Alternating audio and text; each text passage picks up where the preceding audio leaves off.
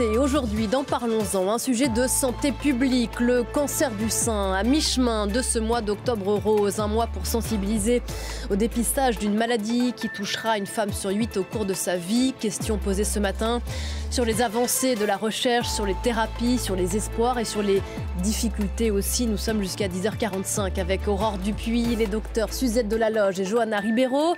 Bonjour mesdames et bienvenue sur ce plateau. On a beaucoup de choses à se dire, c'est Parlons-en et c'est parti. Bonjour.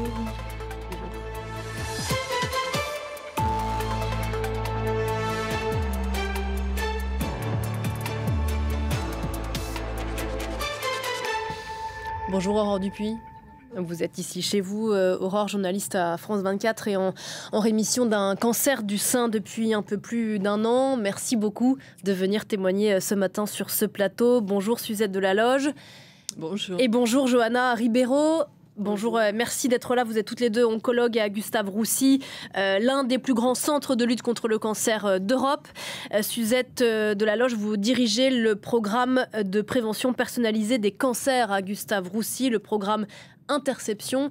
On y reviendra tout à l'heure, c'est comme ça qu'il s'appelle ?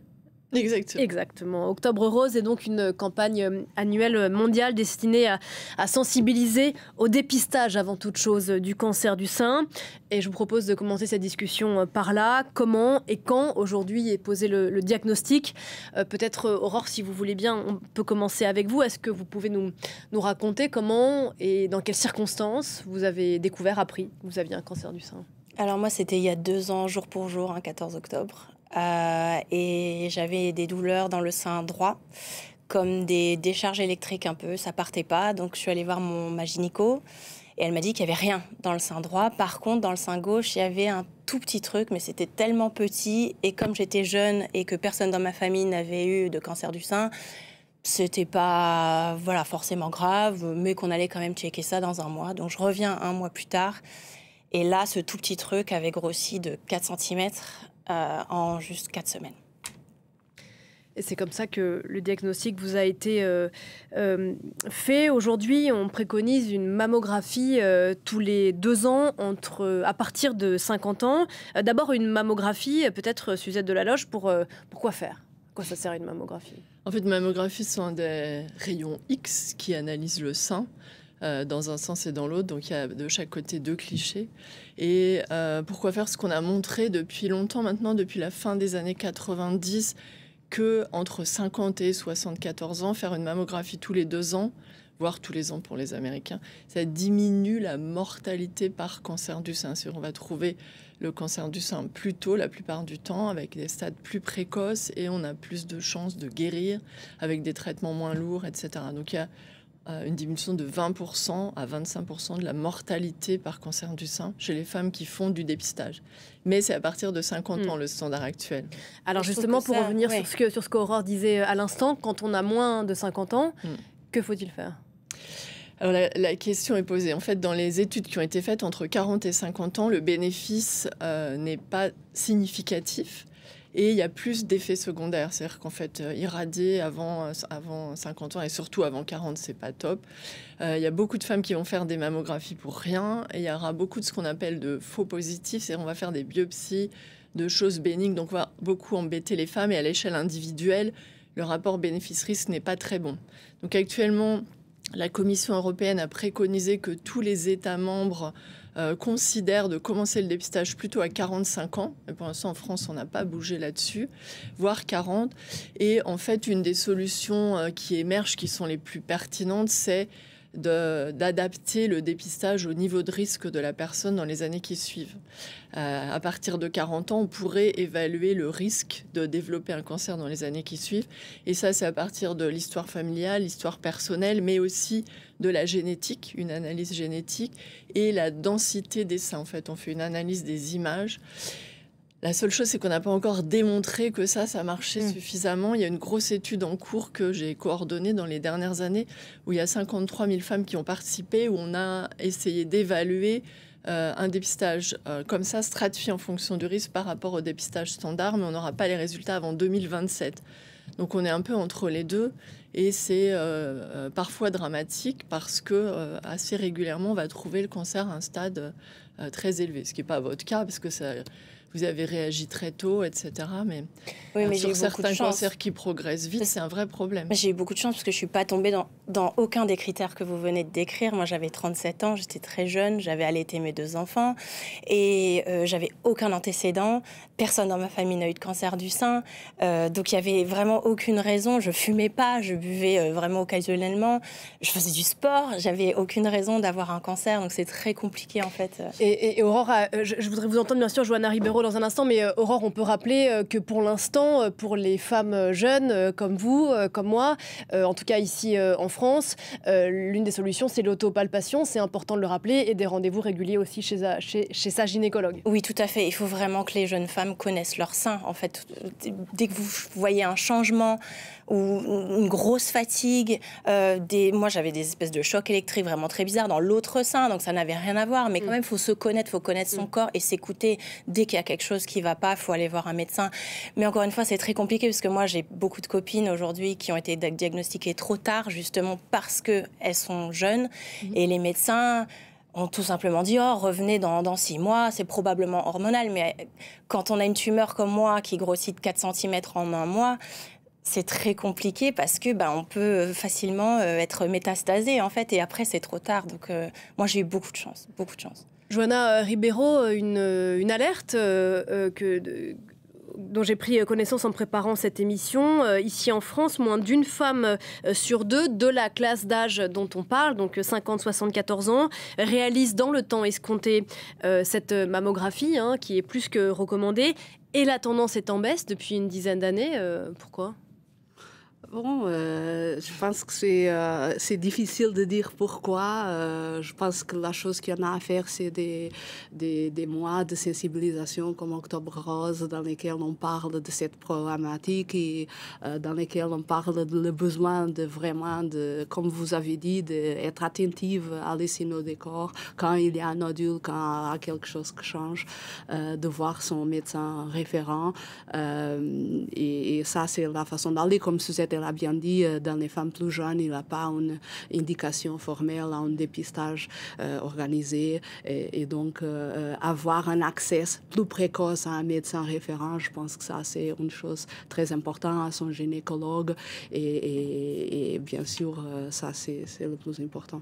Vous l'avez rappelé, docteur Delaloge, diagnostiquer un cancer du sein à un stade précoce augmente bien sûr les possibilités d'accompagner la malade vers la rémission. Plus on diagnostique tôt, plus la thérapie peut être mise en place rapidement, plus les chances de rémission sont élevées. Ça marche comme ça ?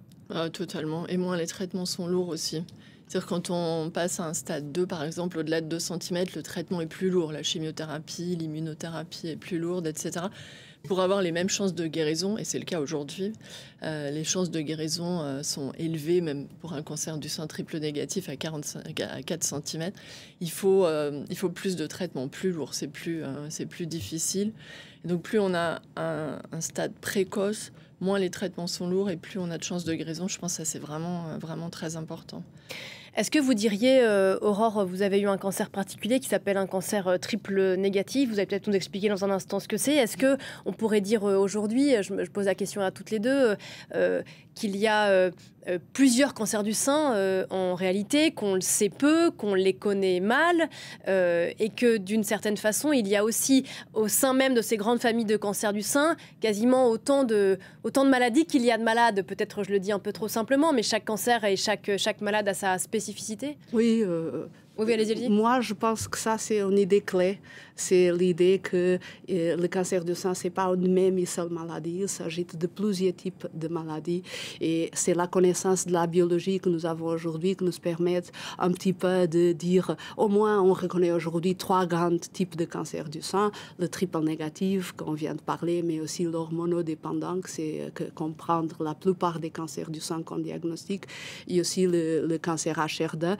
Et pour chaque type types de cancers, il y a des mécanismes tumoraux spécifiques et donc nous avons la possibilité de faire des traitements ciblés, spécifiques et différents. Et ça, c'est très important de comprendre. Après, bien sûr qu'il y a les choses que je pense qu'on ne maîtrise pas très bien encore aujourd'hui, que c'est la variabilité de chaque patiente. Il y a certainement des choses dans la microbiota de chaque patiente qui peut, par exemple, changer la réponse au traitement et le pronostic. Il y a peut-être des choses dans le polymorphisme génétique, dans la réponse au traitement. Ça, je pense qu'on ne maîtrise pas très bien. Mais au moins, cette notion de le cancer comme maladie hétérogène, oui, on le sait aujourd'hui très bien. Et je pense qu'aujourd'hui, on réussit à guérir plus en plus cancer parce qu'on a cette connaissance biologique très importante. Et le triple négatif, c'est un cancer très particulier. Oui, Aurore, racontez-nous. C'est un cancer très rare qui touche beaucoup de jeunes femmes, donc en dessous de 40 ans. Et le problème du triple négatif, c'est que les chercheurs se sont d'abord concentrés sur les cancers les plus communs, c'est-à-dire les cancers hormonaux, donc qui vont dépendre de l'estrogène ou de la progestérone, ou des deux parfois, et qui vont aussi, certains cancers vont produire une hormone qui s'appelle HER2. Moi, dans mon cas, c'est triple négatif, c'est-à-dire qu'il n'y a aucun des trois critères. Donc c'est négatif dans tout. Et du coup, les traitements ciblés qu'on a aujourd'hui ne vont pas être utiles pour quelqu'un comme moi qui a un triple négatif, parce que les traitements ciblés qu'on a, c'est surtout pour les hormonaux ou les HER2. Et du coup, moi, ma seule option, c'était la chimiothérapie et l'immunothérapie, qui est quelque chose de tout à fait nouveau aujourd'hui et que j'espère va fonctionner parce que je suis en rémission aujourd'hui, mais bien sûr, il faut attendre 5 ans avant d'être proclamé, guéri officiellement. Donc du coup, c'est notre nouvel espoir en fait, cette immunothérapie, mais c'est tout nouveau et on n'a pas trop de recul aujourd'hui. Moi, par exemple, l'immunothérapie, ça m'a détruit ma thyroïde. Il y a beaucoup d'effets secondaires dont on n'est pas vraiment certain aujourd'hui. On le saura dans 20 ans, quoi. Je précise que vous avez été d'abord traitée en Allemagne, Aurore, dans un grand centre aussi à Berlin. Quand on dit, Suzette Delaloche, qu'on va vers des traitements plus personnalisés, ça veut dire quoi exactement, concrètement ? Ça veut dire en fonction de la personne, ça fait longtemps qu'on le fait, mais quand même de façon un peu plus précise et en fonction du cancer. Selon le type de cancer, la biologie du cancer, mais aussi selon la façon dont on prédit que la personne va tolérer certains traitements, dont on prédit qu'ils vont être efficaces, etc. Donc c'est cette médecine de précision qui se veut être relativement holistique, c'est-à-dire pas complètement, uniquement focalisée sur la biologie du cancer, mais aussi sur la personne, ce qui n'est pas toujours très simple, parce que certains traitements ont des effets secondaires, exactement comme vous disiez, qui sont pas très prédictibles et assez incontournables. Les problèmes de thyroïde avec l'immunothérapie, la chimio, c'est quand même toxique, quoi qu'on fasse. Mais globalement, aujourd'hui, on est vraiment sur une médecine qui s'est vraiment spécialisée et qui apporte des solutions beaucoup plus personnalisées qu'il y a 20 ou 30 ans, ça c'est clair. C'est aussi les solutions personnelles de chirurgie, avec une chirurgie qui va être adaptée non seulement à la maladie, mais à la personne, avec des reconstructions, des oncoplasties, la radiothérapie. Enfin, il y a beaucoup de personnes. Sur la chirurgie, il y a quelques années, on avait tendance, peut-être, Aurore, je ne sais pas si là-dessus vous voulez dire quelque chose, mais on avait tendance à faire peut-être les choses, on allait très loin par défaut, si j'ose dire. Ouais. Et aujourd'hui, peut-être, Aurore, on vous propose un champ peut-être plus large, des possibilités ? Oui, c'est-à-dire qu'avant, les médecins ne savaient pas trop quoi faire parce que la recherche n'avait pas assez avancé, mais je parle de là, il y a vraiment très longtemps. Donc avant, systématiquement, on coupait les seins et on attendait ce que ça faisait. Aujourd'hui, moi, par exemple, dans mon cas, on m'a proposé une tumorectomie, c'est-à-dire qu'on va creuser juste la partie où il y avait la tumeur. Donc, j'ai pas une ablation totale, j'ai une ablation partielle. Et mon oncologue m'avait dit que c'était le choix à faire parce que les options étaient les mêmes au final. Le résultat serait le même en termes de récidive. Donc du coup, j'ai choisi ça parce que c'est quand même très traumatisant d'avoir un sein en moins ou 2 seins en moins. Donc j'espère que c'était la bonne solution. Mais voilà. Docteur Ribeiro. Et je peux ajouter une chose, et parce que Octobre Rose, c'est aussi un mois d'espoir, il faut dire que même dans le cancer de sein triple négatif, on a beaucoup avancé dans les dernières années. La immunothérapie, c'est quelque chose qui augmente la survie. Donc c'est un traitement qui marche. Et, est-ce que vous pouvez nous expliquer ce que c'est l'immunothérapie oui, pour ceux qui nous regardent et qui ne savent pas forcément Bien ce que sûr. c'est. Donc, l'immunothérapie, c'est un traitement qui va réveiller le système immunitaire contre la tumeur. Donc, il va aider le système immunitaire à mieux reconnaître et à mieux combattre les cellules tumorales.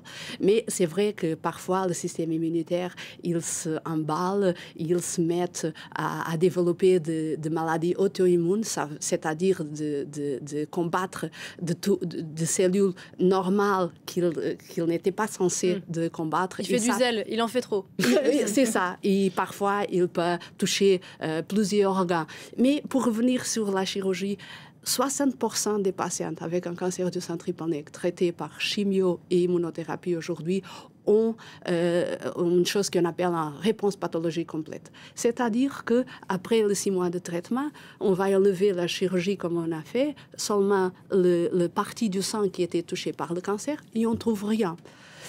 Donc, c'est-à-dire que peut-être dans 15-20 ans, quand on a une technologie qui est suffisamment spécifique pour identifier ces patients, on ne va pas même avoir besoin de chirurgie. Tu es d'accord, Suzette? On arrive à éradiquer les cellules cancéreuses complètement dans 60% des cas. Vous diriez que là, Aurore disait que la recherche avait progressé. Vous disiez que la recherche avait progressé assez vite. En quelques années, le parcours thérapeutique s'est considérablement amélioré, et pas que sur les cancers un peu plus rares. Pour comme les celui cancers triple négatifs, c'était vraiment dans les 5 dernières années. Donc c'est pas marrant d'en avoir eu un, mais tant mieux de l'avoir eu récemment. Oui. Mais pour les autres cancers aussi, il y a beaucoup l'arsenal, comme on dit, on a toujours un vocabulaire très militaire. L'arsenal thérapeutique a beaucoup changé dans les dernières années. Mais tout évolue à la fois. C'est à la fois la radiothérapie qui est beaucoup moins toxique qu'avant, la chirurgie qui utilise des techniques beaucoup plus légères qu'avant, et les traitements médicaux beaucoup. Ouais. Aurore ? Beaucoup d'essais cliniques aussi. Moi, j'ai vu qu'il y avait un essai clinique en ce moment aux États-Unis pour un vaccin contre le TN. Donc, on a beaucoup d'espoir. Mais bon, ça n'arrivera pas avant 5-6 ans, on ne sait pas trop. Mais si ça marche, ce serait vraiment génial pour les femmes. Il y a un vaccin en cours d'étude aussi dans les HER2 actuellement. Alors, un vaccin, c'est-à-dire, expliquez-nous comment est-ce qu'on peut vacciner quelqu'un En fait, là, on s'adresse uniquement à des personnes qui ont eu le cancer pour l'instant. Donc, il s'agit de vacciner la personne contre une récidive. Contre ce cancer. Donc, c'est assez pratique, entre guillemets, parce qu'on sait déjà quels épitopes, c'est-à-dire quelles caractéristiques, quelles molécules du cancer pourraient éventuellement être reconnaissables dans le futur si le cancer se redéveloppe. En fait, le principe du risque de redéveloppement, c'est qu'il y a des cellules qui peuvent se cacher, être ce qu'on appelle dormantes, et après quelques années revenir. Et l'idée du vaccin, c'est d'éduquer le système immunitaire, pas seulement à court terme avec l'immunothérapie, mais à long terme, pour que si une cellule réémerge, il va pouvoir la détruire immédiatement. Et ça, c'est un grand espoir pour le futur. Après, l'étape suivante, c'est d'amener tout ça vers la prévention. Identifier, évidemment. Oui, question bête. En cours de survenue, mais ça, c'est pas. Est-ce qu'on ne peut pas, vous le disiez tout à l'heure, si je comprends bien, éduquer le système immunitaire a priori pour que quand il voit dès la première minute arriver la cellule cancéreuse, qu'il soit sur le qui-vive. J'imagine que c'est par là qu'on... Ça, c'est le principe de l'immunothérapie et de la vaccination, c'est d'apprendre le système immunitaire, quelles sont les cellules tumorales. Et le beauté de l'immunothérapie, c'est qu'elle peut induire une mémoire à long terme. Donc, dès qu'on a des cellules de lymphocytes T qui sont en circulation, dès qu'ils voient une cellule cancéreuse dans 5-10 ans, ils peuvent se réveiller et la combattre. Et ça, c'est la beauté. Après, il y a cette partie que vous êtes en train de parler, que c'est Oui, parce qu'en fait, on ne peut pas anticiper quel sera le format du cancer. Il y a tellement d'épitopes. Et le problème, c'est que les épitopes, les molécules qui sont à la surface des cellules cancéreuses, elles ressemblent beaucoup à des molécules normales. Donc, si on vaccine quelqu'un, on risque de créer une immense quantité de maladies auto-immunes. Donc, pour l'instant, c'est pas encore au point, mais ça va venir. On parle de recherche, vous parlez de beauté de la recherche. J'imagine effectivement, quand on est scientifique et qu'on voit que des choses avancent et permettent d'améliorer les traitements thérapeutiques, on se réjouit. En attendant, Aurore, il faut le rappeler, pour l'instant, un parcours thérapeutique de jeunes femmes atteintes d'un cancer du sang, ça reste des traitements extrêmement lourds avec beaucoup d'effets secondaires, bien sûr. Oui, et puis c'est quelque chose que les gens ne se rendent pas forcément compte. Par exemple, quand on prend le métro, on prend un taxi, les gens ne mettent pas de masque. Et nous, moi, que j'étais malade, je suis tombée malade 2 fois à cause du Covid et de la grippe. J'ai terminé en soins intensifs 2 fois pendant la période de Noël. Et en fait, la société ne se rend pas forcément compte qu'il y a des gens qui sont vraiment très, très malades et qu'un simple rhume peut complètement... Parce qu'on n'a pas de système immunitaire, en fait. Quand on prend une chimio ou quand on est en immunothérapie, c'est très, très compliqué. On attrape vraiment tout ce qui passe. Et moi, j'ai 2 jeunes enfants qui, à l'époque, avaient 3 ans et 5 ans. Donc, forcément, toutes les maladies de l'école passaient par moi. Donc, j'étais constamment malade. C'est très, très, très, très lourd à gérer. Non seulement physiquement, parce que, oui, il y a l'aspect esthétique, on perd nos cheveux, on perd nos cils, nos sourcils, etc. Mais c'est vraiment la santé, on se sent vraiment très mal. Moi, je ne pouvais pas sortir de mon lit, il y avait des moments où je ne pouvais pas récupérer mes enfants à l'école. Enfin, c'était vraiment très compliqué. Oui, c'est important et c'est loin d'être un détail. Les cheveux, Aurore, on a vu tout à l'heure des photos de vous. D'ailleurs, vous racontez que vous avez joué au coiffeur avec vos enfants au moment où vous alliez perdre vos cheveux pour pas que ce soit pour eux trop compliqué à vivre. La fatigue de la chimio, la perte des cheveux. Là, on vous voit en blonde. Vous étiez extrêmement belle en blonde. J'ai essayé toutes les perruques. C'est très beau, le blond. On ne sait pas encore aujourd'hui, Suzette de la Loge, Johanna Ribeiro, pourquoi est-ce que ces traitements contre le cancer restent douloureux? Pourquoi est-ce que la chimio, on ne trouve pas une chimio où on ne perd pas ses cheveux? Pourquoi est-ce que ça reste compliqué comme ça? Il y a des traitements où on ne perd pas ses cheveux, mais sont des traitements ciblés pour certaines situations particulières. Et globalement, pour les maladies localisées comme celle-là, c'est vrai que la chimiothérapie reste un outil absolument majeur. On n'a pas trouvé mieux. Il y a un certain nombre de personnes qui ont des cancers du sein qui ne reçoivent plus de chimiothérapie aujourd'hui. On est à peu près à 40% des femmes qui ont un cancer du sein invasif qui vont avoir de la chimio quand même. C'est beaucoup moins qu'avant. Et en fait, le cancer, c'est une maladie agressive, complexe. Et c'est assez difficile de développer des traitements intelligents, spécifiques de chaque cancer. Et donc la chimio, c'est vrai que c'est un peu l'arme lourde, mais c'est quand même extrêmement efficace. Donc on n'arrive pas pour l'instant à s'en débarrasser, on va dire ça dans l'autre sens. Parce qu'on a montré depuis pas mal d'années, alors on ne développe plus trop de chimiothérapie dans le cancer du sein, sauf qu'on a une nouvelle génération de chimiothérapie dont Johanna aimerait bien parler. Bien sûr. Qui est une chimio intelligente, mais pas encore dans cette situation-là. Ce sont des chimios qui sont vectorisés en quelque sorte. C'est de la chimio qui est associée à un anticorps pour reconnaître les cellules cancéreuses des cellules normales. Et ça, c'est un grand espoir et c'est déjà utilisé en routine, pas dans les cancers localisés encore, mais pour des femmes qui ont des cancers en rechute, pour aller traiter de façon spécifique les cellules tumorales. Alors, il reste des effets secondaires de la chimio, soyons clairs, mais c'est quand même ce qu'on appelle l'indice thérapeutique est bien meilleur. Docteur Ribeiro. Non, je suis tout à fait d'accord, comme toujours, avec Suzette. Mais je voudrais peut-être parler d'un autre côté de la personnalisation du traitement qu'on n'a pas touché encore, parce qu'on a parlé beaucoup d'optimisation de traitement, de traitement innovateur, des vaccins. Mais il y a un autre côté que c'est la personnalisation du traitement dans le sens d'ajuster l'intensité et la durée de traitement de façon plus personnalisée. Et là, nous avons quand même aujourd'hui quelques hypothèses de personnaliser, désescalader le traitement. Par exemple, dans le triple nègre, on est en train aujourd'hui de poser des questions concernant la durée de l'immunothérapie. Pourquoi on a aujourd'hui besoin d'un an d'immunothérapie pour tous les patients, indépendamment de la réponse au traitement au moment de la chirurgie. Donc, il y a des données scientifiques qui sont en train qui nous aident à développer une hypothèse de que, par exemple, pour les personnes qui ont un traitement néoadjuvant ou une chirurgie et ont une réponse qu'on appelle pathologie complète, ils n'ont pas besoin de 6 mois en addition d'immunothérapie. Donc, c'est un moyen de donner un traitement moins lourd en assurant que l'efficacité est la même. Aussi pour le cancer du sein triple négatif, pour les tumeurs petits, on est en train aussi d'essayer de personnaliser le traitement, de devenir moins lourde pour les patients qui ont, par exemple, beaucoup d'infiltrats lymphocytaires dans la tumeur. On sait qu'il y a des tumeurs pour lesquelles il y a une réponse immunitaire naturelle déjà en cours. Et ce sont des patients qui ont un très bon pronostic. Donc, on a des données qui suggèrent que peut-être ces patients n'ont pas même besoin de chimiothérapie.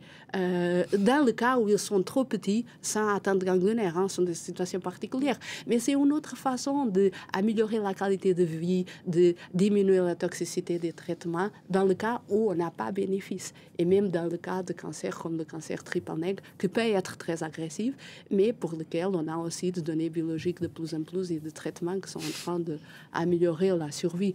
Et donc, on est en train aussi de désescalader un petit peu. Ouais, du point de vue du patient, Aurore, votre témoignage m'intéresse. Est-ce que vous êtes senti une malade parmi d'autres, ou vous avez senti justement, je rappelle que vous avez été suivi à Berlin dans un grand centre d'oncologie, mais comprenez cas de votre cancer en particulier? Moi, j'avais beaucoup de mal avec le fait que j'étais jeune, j'avais 37 ans, et à chaque fois que j'allais en salle de chimio, j'étais la seule jeune. En fait, à chaque fois, c'était des personnes très âgées ou en fin de vie. Et je trouvais pas ma place. En fait, je comprenais pas pourquoi. J'avais vraiment un gros sentiment d'injustice. Mais... Pardon, excusez-moi. Non, sur la façon dont vous avez été suivi, est-ce que vous avez senti on prenait votre cancer comme une maladie, voilà, par rapport à ce qu'on disait à l'instant, on vous prenait de façon particulière et pas une malade parmi tant d'autres, et qu'on vous avait donné un traitement qui était le même qu'on pouvait donner à d'autres malades, qu'il y avait un effort fait pour la personnalisation de votre traitement, justement? Moi, j'ai pas eu de personnalisation. Médicale, je suis pas médecin, mais de ce qu'on m'a dit, c'est que la chimiothérapie, ça allait raser tout. C'est ce que vous disiez. Voilà, et que l'immunothérapie, par contre, même si c'était pas ciblé spécifiquement contre le TN, par contre, ça allait apprendre effectivement à mon système immunitaire à reconnaître les cellules cancéreuses et à agir. On va continuer à en discuter, bien sûr. On marque une courte pause et on se retrouve dans 2 minutes. À tout de suite.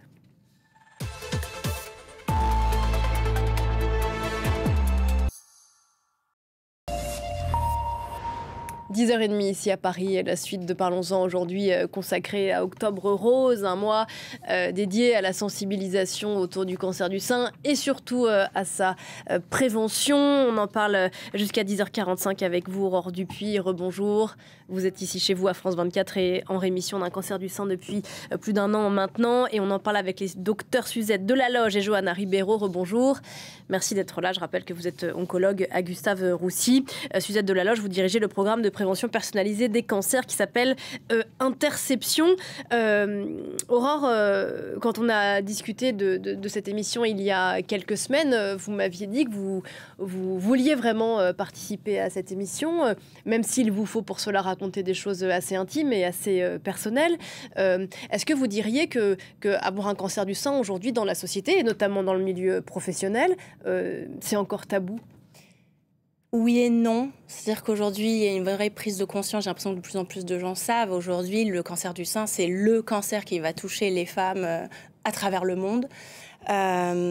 Et c'est tabou dans le sens où on perd quand même beaucoup confiance en soi quand on fait une chimio, quand on sait qu'on a eu un cancer, quand on sait que notre corps nous a trahis une fois. Est-ce qu'il ne va pas nous trahir une deuxième fois ? Quand on fait une chimio et quand on a eu un cancer, on a aussi pas mal de troubles cognitifs. Donc, par exemple, tout à l'heure, j'ai eu un trou quand vous m'avez posé une question parce que je ne vais pas me souvenir de ce qu'on vient de me dire, en fait. Et mon oncologue m'a dit que c'était lié au traitement lourd que j'ai eu et qu'il fallait absolument que je travaille ma mémoire. Donc là, j'apprends une langue étrangère pour ça. Mais je trouve que c'est des choses dont on ne parle pas forcément tout le temps quand on parle du cancer du sein, et c'est des effets secondaires qui existent et c'est très compliqué de reprendre le travail. J'ai fait 1 an de mi-temps thérapeutique, maintenant je reprends à plein temps, mais c'est vrai que c'est compliqué parce que j'ai l'impression que mon cerveau rame en permanence, en fait.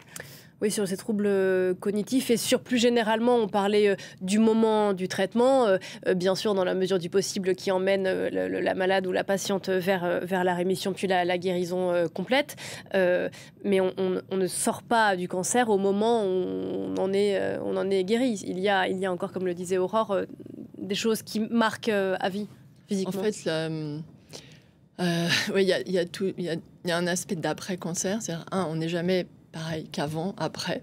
Donc, il faut réadapter sa vie, parfois sociale ou amoureuse, etc. Ça change des choses, ça change des repères. Sa vie intime avec un corps qui a changé aussi. Exactement. Et il y a certaines personnes qui évoluent beaucoup après, parfois très positivement, parfois ça peut être plus difficile.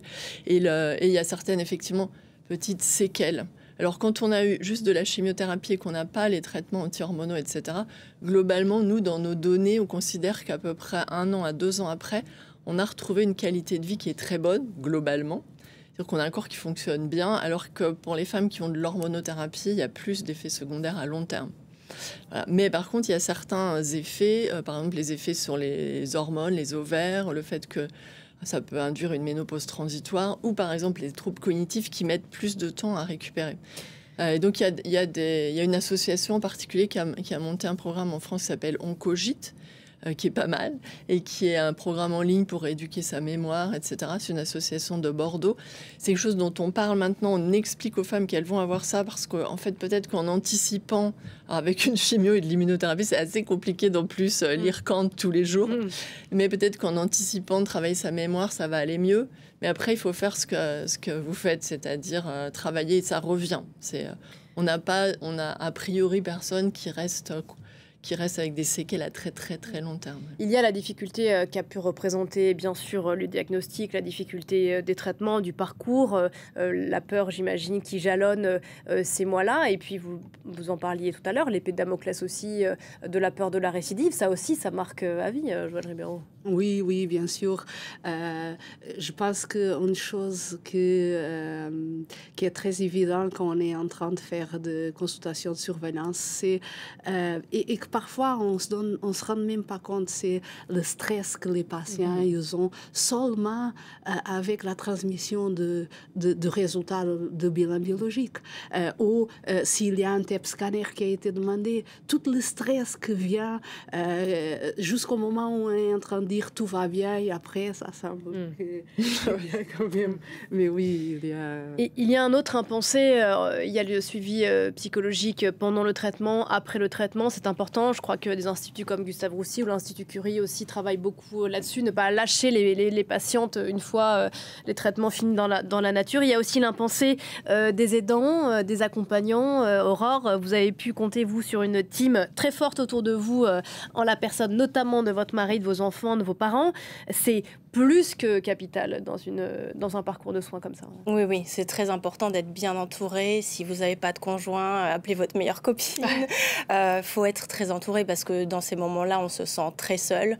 Parce que même si nos proches, voilà, mon mari, mes enfants, mes parents comprennent ce que je vivais, mais ils n'ont jamais été à ma place. Donc c'est très compliqué d'en parler aussi, parce qu'ils ne comprennent pas forcément ce que la patiente vit.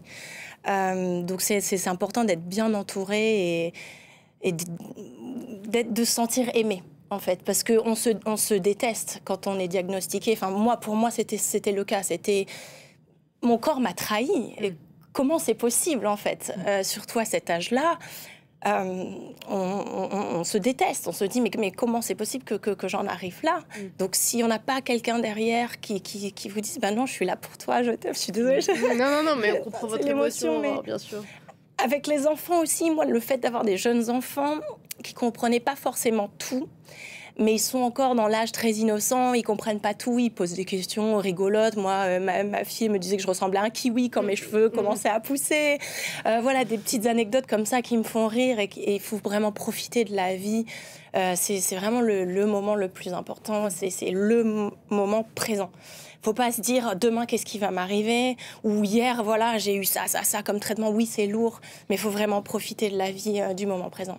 Docteur, vous le voyez auprès de vos patients, l'entourage, l'accompagnement, c'est déterminant. Je veux dire, ça a un impact sur la. Enfin, je veux dire, est-ce qu'on a prouvé un lien scientifique entre la qualité de l'accompagnement et la qualité et le traitement, le parcours de soins? Non. On a du mal à démontrer ça, mais on en est tous absolument totalement persuadés. Moi, je trouve qu'il y a deux choses quand il y a ce diagnostic. La première chose, c'est la culpabilité. très étrangement, toutes les femmes se sentent coupables. Elles se demandent qu'est-ce qu'elles ont fait pour avoir un cancer, ce qui est incroyable, parce qu'en fait, elles ne sont pas du tout coupables de quoi que ce soit. Et ensuite, même si, pardon, je fais une parenthèse, il y a, je ne sais, ce n'est pas du tout pour culpabiliser les femmes malades, bien sûr, il y a des comportements qui peuvent augmenter les risques de développer un cancer, il y a des facteurs de risque, le tabac. Exactement. Des facteurs de risque, voilà, bien sûr. Mais il ne s'agit pas du tout d'être de non, et surtout quand on fume, c'est pas forcément de votre faute. C'est, enfin bon, on va pas fumer, même boire un peu d'alcool ou certains comportements.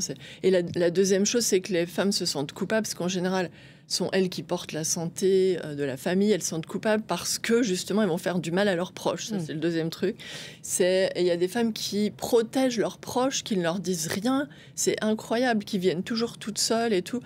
Et alors c'est héroïque, mais franchement c'est pas possible. On peut pas combattre cette maladie toute seule. Et je pense que en fait, on a besoin d'avoir des personnes qui s'occupent de nous. Je pense quand on est malade, juste quelqu'un qui s'occupe de vous.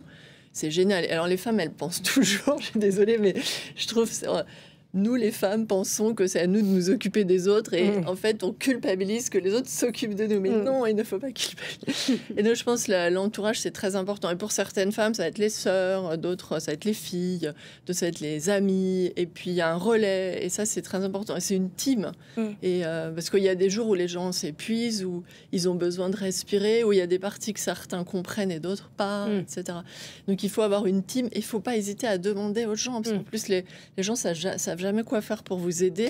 Oui, c'est vrai que du point de vue de l'accompagnant, on ne sait pas toujours non plus quels sont les mots à utiliser, les moments. Il faut se mettre au diapason du malade et parfois, Aurore, c'est un peu compliqué parfois aussi pour les accompagnants. Oui, bien sûr, c'est très compliqué parce qu'on ne sait pas quoi dire. Parce que moi, par exemple, dans mon parcours, il y avait des moments où je voulais qu'on me dise « Allez, t'es une warrior, t'es forte. » Et des moments où pas du tout. Il y a des moments pas du tout où je me disais « Mais non, mais arrête de me dire ça, c'est pas vrai, j'y arrive pas en fait. » Donc c'est très compliqué à gérer pour les proches. Est-ce que, docteur Ribeiro, aujourd'hui, on va prendre l'exemple de la France, il y a une inégalité vis-à-vis de l'accès au traitement où une femme, d'où qu'elle vienne, où qu'elle habite, où qu'elle soit, sera traitée de la même façon, aura accès à la même prévention? Je pense qu'il y a quand même des données qui nous montrent qu'il y a des facteurs sociaux qui peuvent amener à une inégalité d'accès aux soins. Et c'est pas seulement l'accès aux soins au moment du diagnostic, ça c'est très connu. Il y a franchement des personnes qui, parce qu'ils ont un accès plus tardif au diagnostic, vont avoir, comme Suzette a bien dit, des traitements plus avancés au moment du diagnostic, donc un pire pronostic. Mais il y a aussi, bien sûr, l'accès à tout le soutien qu'on a besoin, qu'on était en train de parler pendant le traitement. Et ça, c'est aussi une autre chose très importante, c'est d'avoir un hôpital, d'avoir une équipe qui peuvent soutenir les patients pendant son parcours. Il y a de plus en plus d'outils de télésurveillance qui nous aident à nous, médecins, à être plus au courant de le stade, qui amène à avoir une équipe avec des infirmières et tout. Et ça, là, on peut aussi avoir un petit peu une inégalité à cause d'une certaine illitératie digitale, par exemple. Mais je ne sais pas, Suzette, si tu veux ajouter des autres choses. Non, je voudrais évoquer le coût, parce que, pour revenir sur la question des inégalités, ça a un coût. Les perruques, les soutiens-gorge adaptés pour certaines malades, les séances de psychologue pour certaines malades, des crèmes particulières. Et ça aussi, ça peut être vecteur d'inégalité. C'est malheureux, mais ça coûte de l'argent d'être malade du cancer. Oui, bien sûr. Alors encore en France, on a beaucoup de chance parce que voilà, la sécurité sociale est là et les mutuelles sont là, heureusement. Mais aux États-Unis, par exemple, moi je connais des femmes qui s'en sortent pas. Elles ont dû vendre leur maison et vivre dans une voiture pour pouvoir payer leur chimio. C'est-à-dire qu'aux États-Unis, c'est vraiment les traitements sont à la carte comme au restaurant. On choisit, ça coûte tant et si tu peux pas payer, ben t'as rien. Donc ici en France et en Europe, on a énormément de chance, même si voilà, il y a certains. Moi, quand j'étais diagnostiquée il y a 2 ans, les perruques n'étaient pas forcément remboursées à 100%, les bonnets n'étaient pas remboursés, toutes les crèmes parce qu'on a des gros problèmes de peau. Moi, j'avais développé des zonas. Enfin, il y a vraiment les ongles aussi. Oui, les ongles aussi. Donc il y a vraiment beaucoup de choses qui, oui, c'est un budget. Un monde sans cancer, c'est pas envisageable, en tout cas peut-être pas dans le court terme, mais un monde sans cancer incurable, Suzette Delaloge, c'est envisageable dans le court terme? Du sein, en tout cas? Ouais, c'est envisageable dans les 30 prochaines années. Oui. Vous partagez l'optimisme? Oui, je partage cet optimisme. On a des taux de guérison qui sont à 85-90% dans l'ensemble. C'est énorme. On a fait des progrès vraiment très importants. Et je pense que oui, c'est possible. Oui. Aurore, un dernier mot. Je crois que vous vouliez nous raconter à quel point on parlait des accompagnants ont été... Parce que je me dis pour les femmes qui nous regardent et qui peut-être viennent d'être diagnostiquées et qui sont, et on comprend bien, dans l'angoisse et dans l'inquiétude, que parmi les choses qui vous ont sauvé, outre votre mari et vos enfants, il y a l'humour avant toute chose, et l'humour noir en particulier. Oui, c'est vrai. Alors, c'est peut-être pas donné à toutes les personnalités, mais c'est vrai que moi, l'humour m'a beaucoup aidée. C'est-à-dire que quand je me voyais avec une tête mais méconnaissable, je ressemblais vraiment à rien, et je me prenais en photo, je faisais des montages avec mon mari, mais on explosait de rire parce que je ressemblais à un chien chinois sans poils, sans rien. Enfin, c'était vraiment catastrophique. Mais l'humour nous a sauvés parce qu'on peut rire de soi même quand on est au plus bas de sa vie, et on se dit mais non, mais sinon, je vais sombrer. Et on ne peut pas sombrer quand on a une famille, quand on a 2 jeunes enfants, quand on a des proches qui nous aiment, etc. Et même pour soi, c'est pas possible, en fait. Il faut s'en sortir. Et pour moi, c'était vraiment le seul moyen. C'était de rigoler de tout ça, parce que sinon, j'allais pas tenir. Gustave Roussy, c'est un endroit où on aimerait bien se tenir éloigné, mais on rit aussi dans le service d'oncologie avec les patients. C'est important. Totalement. C'est génial que vous disiez ça. Personne ne le dit jamais. Moi aussi, je trouve que quand on rit, c'est totalement salvateur. Ouais. En fait, ça libère des choses incroyables. Mais pour nous aussi, quand on rit avec les patients, ça arrive régulièrement. Ça fait un bien incroyable. Mais je pense que c'est très thérapeutique. Voilà, le rire thérapeutique. Merci infiniment. Merci Aurore d'être venue sur ce plateau ce matin nous raconter votre combat et cette rémission. Donc on vous souhaite longue, bien sûr. Merci beaucoup Suzette de la Loge et Johanna Ribeiro. On rappelle, à partir de 50 ans, c'est la mammographie tous les 2 ans. C'est gratuit, donc il n'y a pas de raison de ne pas y aller, à part que c'est un moment un peu désagréable. Mais ça vaut le coup. Merci infiniment à toutes les 3. Tout de suite, le grand format de Parlons-en qui nous emmène au Liban. On revient dans l'actualité internationale et on se retrouve dans un quart d'heure pour le journal de 11h. À tout à l'heure.